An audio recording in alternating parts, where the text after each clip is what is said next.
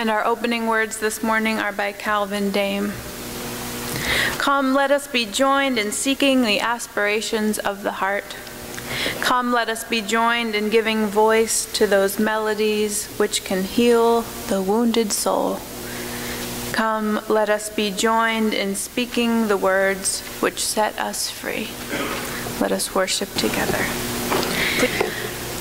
One of the earliest controversies within the Christian church centered around the ideas identified by two Greek words, homoousios, meaning of the same substance, and homoiousios, meaning of a similar substance. Two words that differ by a single letter, iota.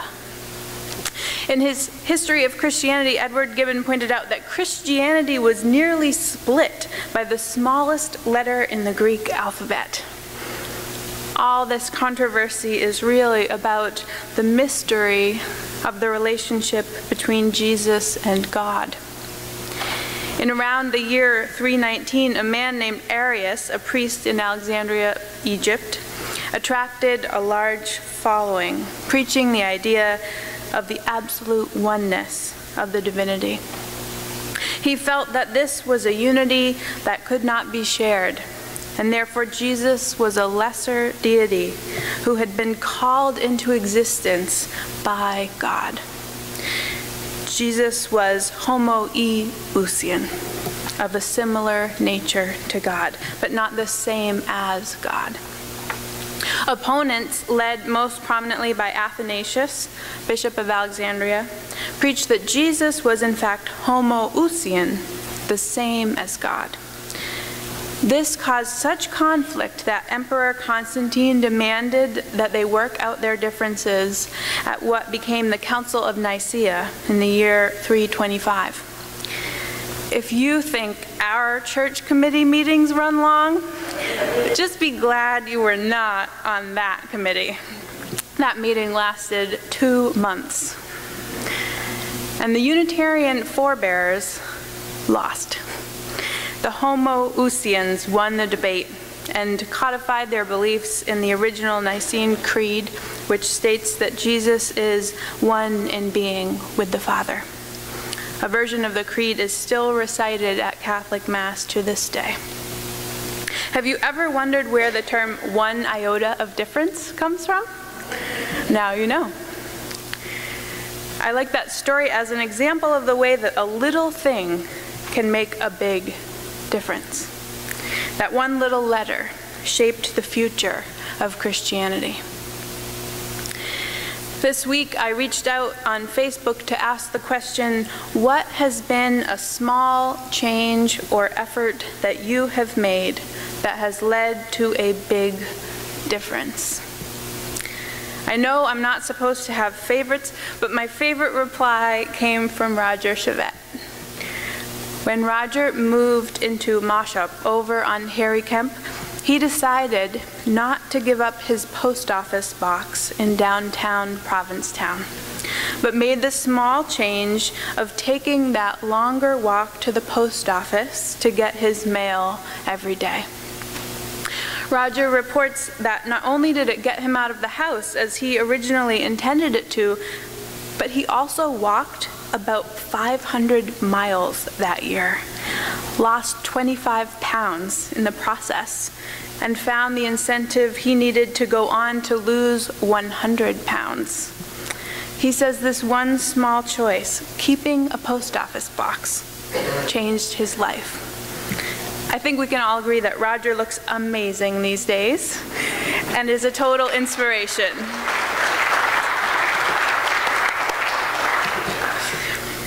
There were other great answers too. I'm sorry I don't have time to share all of them, but I will share a couple. Nancy once gave words of encouragement to her daughter that ended up convincing her daughter that she could do the job she is now doing and doing quite successfully. It reminded Nancy that sometimes just a little encouragement can make a world of difference to a person. Frank talked about how remembering to pause can make a huge difference in so many contexts. And Kate said that simply taking a breath before saying or doing anything helps her to respond with both her head and her heart, rather than just reacting on a purely emotional level and becoming defensive or getting sucked into someone else's stuff. Grace talked about taking part in Nissan's Red Thumb campaign, which led her to wrap an elastic band around her right thumb while driving. It's proven to be a powerful visual reminder to avoid texting while driving. That small change could save someone's life. Here are some other small changes people have shared that spoke to me. One person said, "When I read something that strikes me as interesting, I now write to the author. This has led to connections ranging from friendships to business relationships to new side projects." Another said, "I stopped drinking soda, period." One person said, "I suggest that you fold and put away your laundry as soon as it comes out of the dryer. Don't live out of a laundry basket. Believe me, it changes your outlook." And another advised, "Never send an email when your emotions on the topic are elevated. If you're on the fence about a strongly worded email, always, and I mean always, save it and reread it in the morning. This one's a biggie," she says. "Thank me later." Some more good changes. "I no longer answer calls or texts during dinner time, family time, or me time. A cell phone is for my convenience," he says, "not the caller's. I always try to remember every person I come in contact with every single day is in the midst of some kind of personal struggle. I try dressing smarter to work at least twice a week. And I now carry a notebook and pen everywhere I go." Small changes, big difference. If you're stumped on small efforts to make with your personal well-being, I recommend two books that I've been reading this week: 52 Small Changes, 1 Year to a Happy, Healthier You by Brett Blumenthal, and Mindless Eating by Brian Wansink. They're both great. In my own life, I know it's made a big difference to write down all the due dates for all of my monthly bills in one spot so that I'm not constantly worried that I've forgotten to pay something. It's also made a huge difference to keep a gratitude journal. These are all small efforts, small changes. This morning is a sort of continuation of our discussion about New Year's resolutions from last week, except that these perhaps seem more doable because their scope is so tiny. The thing is, you can never actually predict the full impact of your small effort. In fact, you may never know what the impact has been, because our small changes and efforts don't just affect ourselves. They have ripple effects, just like throwing a pebble in a still lake. The morning after the Ferguson non-indictment, my colleague Shelley Page in Ogden, Utah, called each African American church in Ogden, expressing solidarity and sorrow. Mostly, she just left voicemail messages. Later that week, Shelley received the news that the New Zion Baptist Church was organizing a peace march, and they wanted other churches to come along with them. Shelley spread the word. The day of the peace march, about 100 people of many colors joined together in a peaceful march and prayed on the steps of City Hall, including at least 20 from the UU Church in their yellow Standing on the Side of Love shirts. As he gathered the assembly in front of City Hall, the New Zion Baptist minister told the crowd that he was inspired to organize the march because an unknown clergy colleague had called him, expressing solidarity. He felt it was a sign from God that now was a time to stand together as a new beginning to address these issues side by side. When Shelley met him for the first time that day at the march, he told her that her call had made the difference, given him heart. During the march, Shelley, a white woman, walked at the front of the line hand in hand with the organizer and 3 other African American ministers. She was asked to lead the people in prayer on the steps of City Hall. As fate would have it, she had laryngitis, so her prayer was not as loud as it might have been, but it was powerful. And so was that experience for her. She wrote to her Unitarian Universalist colleagues, "May you remember that sometimes the power of one can blossom into the power of many, who together will help in building a new world. Today gives me hope." Shelley. Shelley was blessed to find out what difference her small effort made. She could see the ripples extending outward from that one phone call. Most of the time, though, we will never know what those ripples accomplish, who they will touch. We will never know. So faced with this reality, we can have 2 reactions. It can stop us from making any effort at all.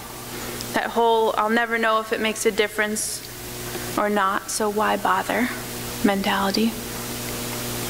Or we could look at it another way. Each time we make a small effort, we can smile to ourselves, thinking about the million possibilities we have unleashed on the world. Thinking about how we might have just made someone's day a little better, encouraged someone else to make an effort of their own, or set someone out on a new path entirely, like Nancy and her daughter. I think of the Buddhist practice of metta meditation, sending loving kindness. From the cushion, it's impossible to tell how that energy changes the world. But just for a moment, think about how all over the world right now, there are people praying for peace, sending us, their intense love. See, already we are changed. And there's one last thing I want to say about small efforts, leading up to our closing ritual. Each of our small efforts are powerful in and of themselves. But boy, do we become more powerful when we all aim our efforts in the same direction. Small differences become large differences when communities come together with a common goal. Think about this place. No one pledge is big enough to support this meeting house.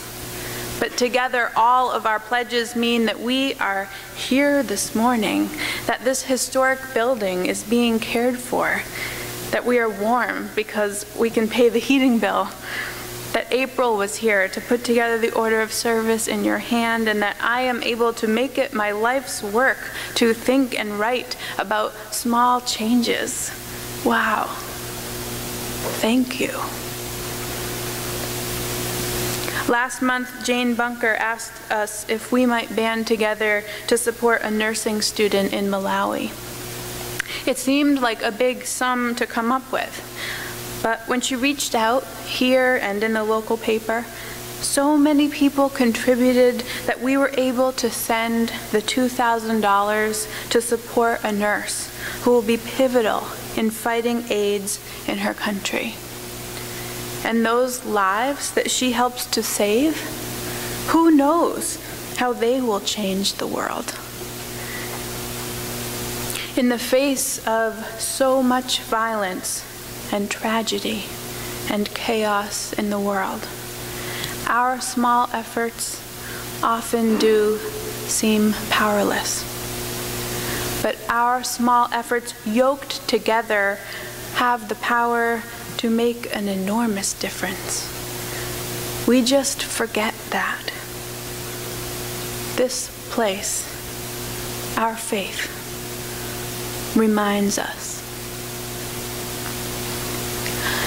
Kathleen told you earlier about our Dimes in a Bottle campaign. It's a great way to raise a little extra money for the meeting house.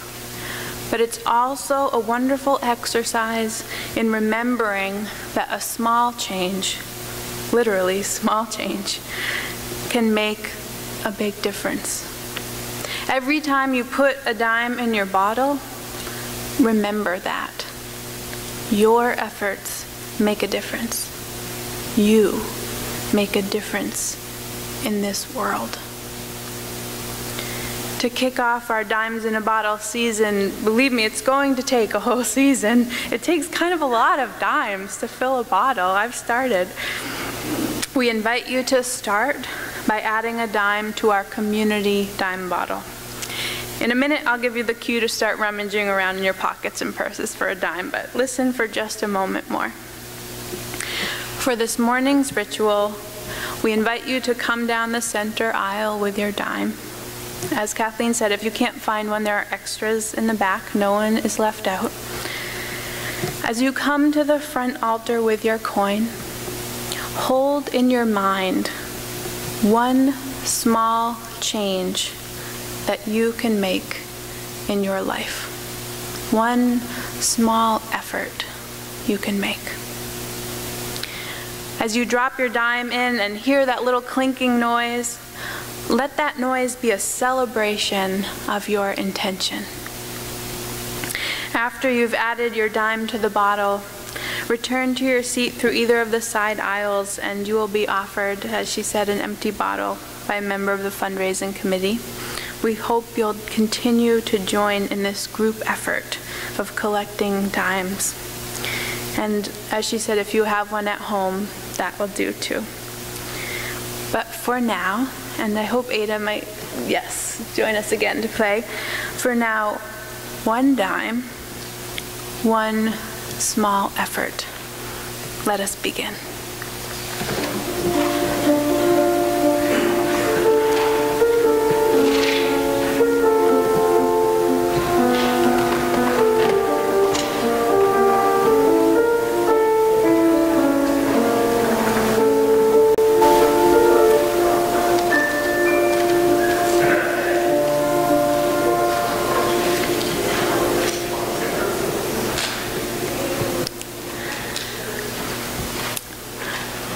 Gandhi said, "Be the change you wish to see in the world."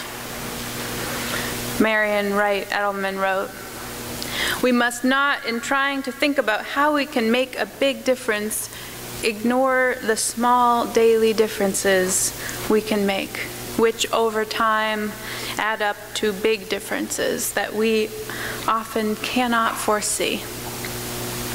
Helen Keller, deaf and blind, said, "I am only one, but still I am one. I cannot do everything, but still I can do something. And because I cannot do everything, I will not refuse to do the something that I can." May we take all these words to heart as we head out into the world today. And may we remind ourselves again and again that we all, every one of us, matter. Amen, and blessed be.